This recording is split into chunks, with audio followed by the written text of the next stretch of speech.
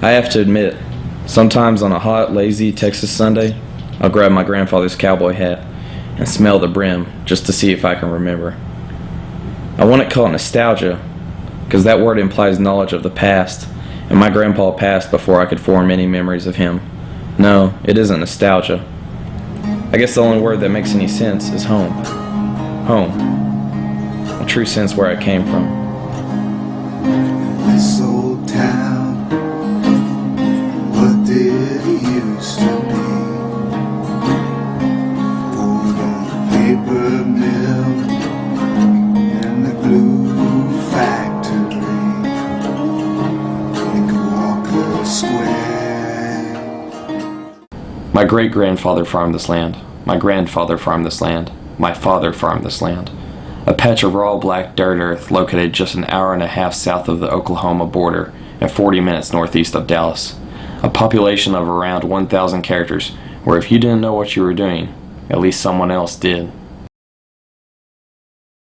Well, when you grew corn, you fed it to your animals naturally, but you also needed cornmeal. So the mill that was located on the creek that Mr. Johnson and Mr. Klug owned actually was a grist mill. You could take your raw corn there and they would grind it, and the byproduct then would be cornmeal. So that's where the name Caddo Mills came from. The old timers used to say, well, let's go to the mill over on the Caddo, and that evolved into Caddo Mills. This is the Caddo Mills Historical Society. We started the building back about 10 years ago when the bank was getting ready to demolish it. If people don't bring us things, the artifacts, the histories, the stories, the pictures and so forth, there's nothing we can do. It's very difficult to collect without the help of the community.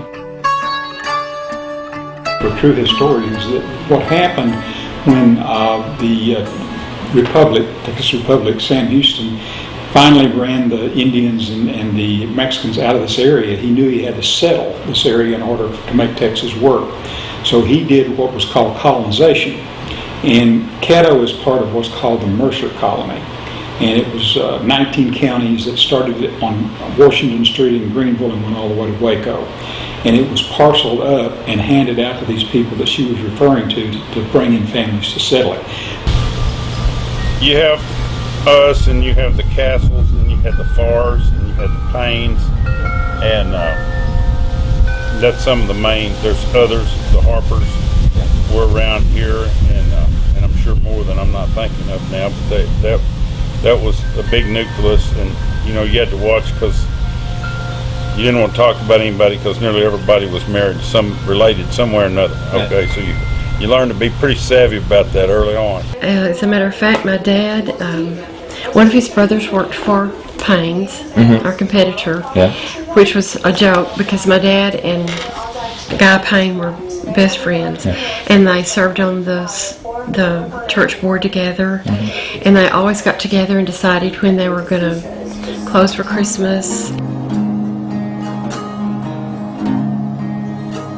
You couldn't have grown up in a better place. You didn't have to worry about being out on the street. You could do anything you wanted to do. There was always plenty of ball games going on. You could go anywhere you wanted to. There were places to fish and hunt. Growing up in Caddo Mills was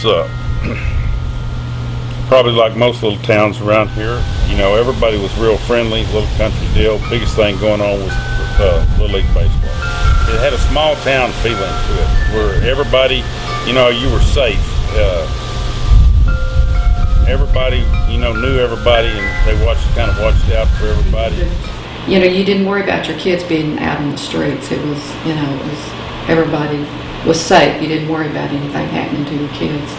During that time when we've had fundraisers for people, and Caddo Mills really comes together, during that time, when we need to raise money for people. That's one good thing about Caddo Mills.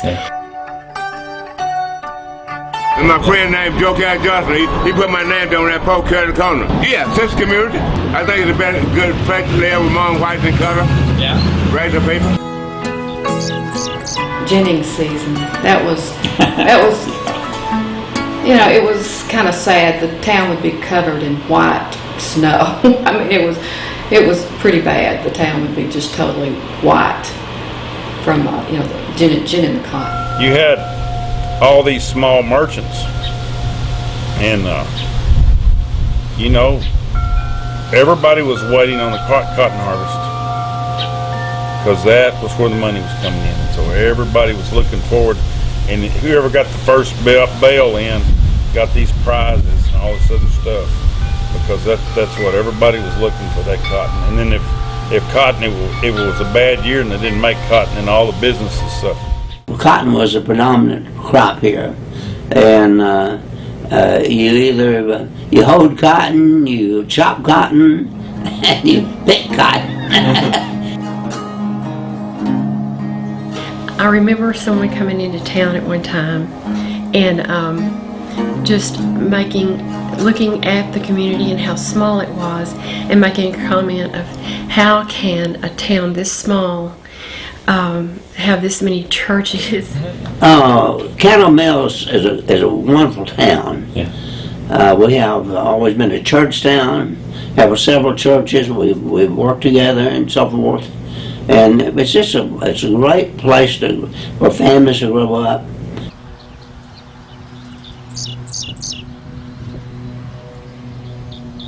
Well, our school right now, we're growing. We've had probably about a, 10-15% jump every year since I've been here.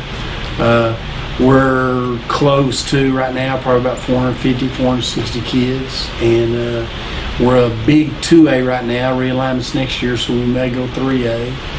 So that'll be different, but I mean, I feel like academically we're as good as we can be. One thing that always amazes me is how much support there'll be, you know, for all games and just for kids. It seems like our school is probably the hub of the community, with school activities, school events, sports. So I think the school kind of becomes the center of the community's attention, and I think everybody likes it that way, and they really support us.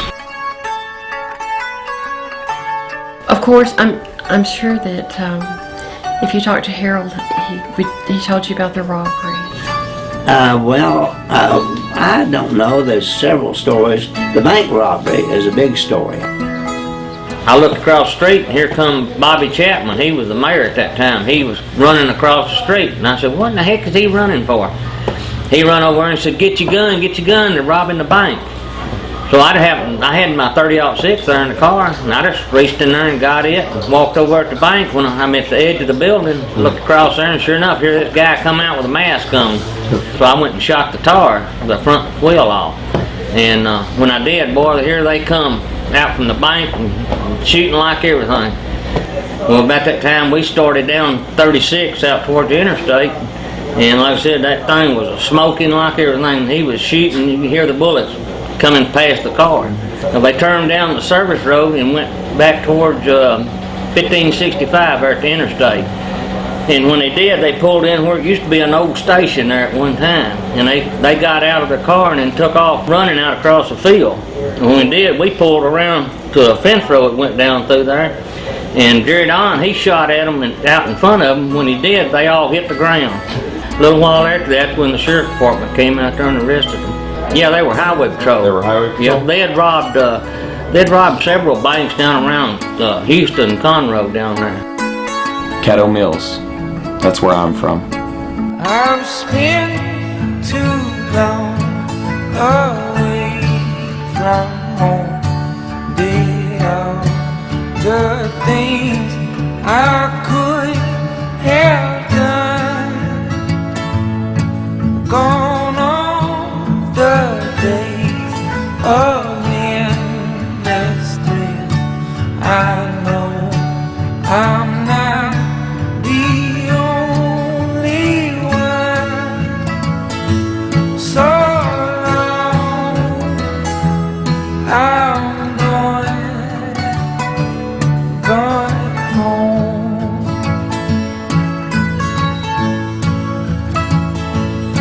I saw the streets alright with you balconies and the laundry line.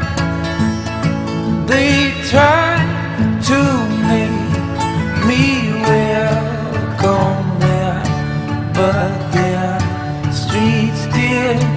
not feel like mine so long. But it was always a great community to live in. People from this community in this area were proud to say that Cattle Mills was their home. And where I've been more than a third of the way around the world, I've always been said, Cattle Mills is where I live.